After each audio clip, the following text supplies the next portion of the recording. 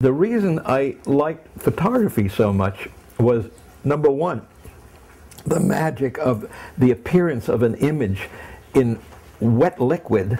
I mean, one moment the paper is white, the next moment there is an image. It comes from nowhere. I mean, I know where it came from, but it's magic, you see. Ann Fulkino, who was the public relations gal for RCA Victor, when she called, she said, "Al, could you be available on the 17th of March? We'd like you to cover the Tommy Jimmy Dorsey stage show at Studio 50. I said, "Terrific, Ann. Tommy Dorsey, he's a hero of mine." And she said, "No, we don't want you to photograph Tommy Dorsey necessarily. We want you to photograph Elvis Presley." And then there'd be that 30 seconds of silence. And I'd say, "Ann, Elvis who?" I love this picture. I really do. It's so typical. It's like a Hopper in my estimation, the painter. And I call this picture Grilled Cheese 20 Cents. And Elvis is showing the unknown groupie for the day the script to the Steve Allen show. She's going to accompany him for the rest of the day. Don't ask me where she was from, because I don't know. The guess was that she came from Atlanta, Georgia, on a dare to come up to Richmond to see Elvis, but I can't verify that story.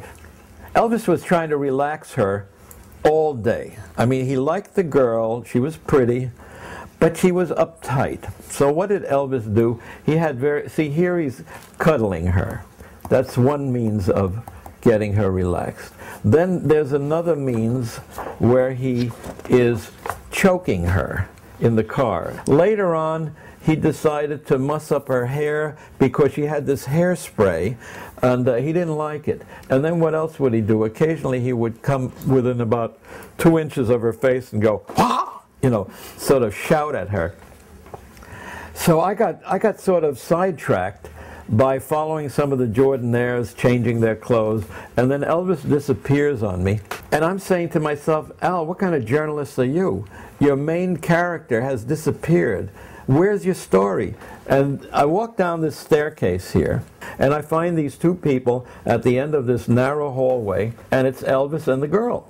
And I say to myself, I've got to get closer.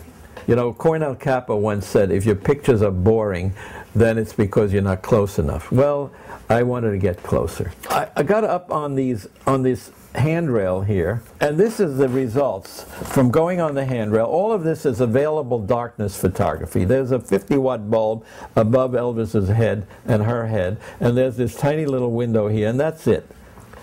And then this I call Hold Me Tight, and this I call Whisper or something. But I still wasn't satisfied. I wanted to get to this landing down here. You had no fear about you disturbing him because he was like laser focused. I mean, a bomb could have gone off and it would have been hard for him to be distracted. He was like zeroing in.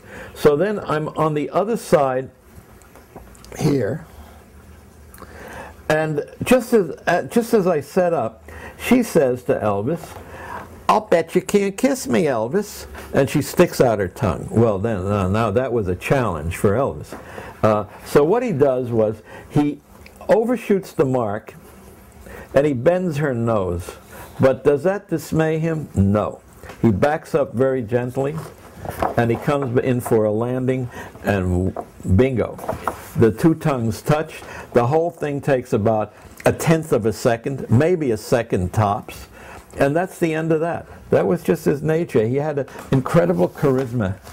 And I mean, I felt it. And everybody who got anywhere near him, he was very outgoing. And he wasn't intellectual tricky at all. He was just very honest. Elvis is on the train. He had just recorded these 3 songs, but Two of them became his third and fourth gold record. You Ain't Nothing But a Hound Dog was the third, and Don't Be Cruel was the fourth. Here he's listening to it over and over and over and over again on the way down to his home. And he's listening on this inexpensive little record player. And here, I mean, while the other musicians are horsing around, while Colonel Parker is somewhere else, Elvis keeps listening and listening and listening. He's a serious guy. I asked him, why does he listen? Why are you listening to it on this tiny little machine with a terrible speaker? And you've just heard it yesterday on a 14-inch speaker in a studio. Beautiful reproduction. He says, Al, this is the way my fans hear my music. That's the way I want to hear it. Now, what I asked him to do for me was nothing. First of all, you have to know your craft. And if you're a photographer or cameraman in this case, if you know your craft, and if you have any kind of curiosity and a sense about people, if you just observe them, and if they're involved in what they're doing, and they're truly involved, then it's so easy to take good pictures, because they're focused inwardly on what they're doing. They're not focused on what's going on here. And so whatever it is comes out from within. The title of this picture is No Gas in the Tank. He couldn't figure out why the motorcycle wouldn't start. And the answer was no gas in the tank. And they got a jerry can with some gasoline. Then the motorcycle turned over and it worked. And then he drove around the block a few times. It shows you how you need some luck as a photographer. You set your frame. You've got your crowd, you've got your performer, you're setting a frame, and it's a fairly dull situation, but maybe something will happen. And then, sure enough, somebody, probably a young girl, with a box brownie, shoots off a flash picture, which is absolutely synchronized to my shutter, my aperture. So as my aperture's open, her flash lights up the whole back as if it was in sync with me. It wasn't planned, it's an accident, and this here is a aberration and a flare inside my shutter area, so that even though Kodak tells you never to do that, it made the picture. That sort of brought some life. I call it starburst.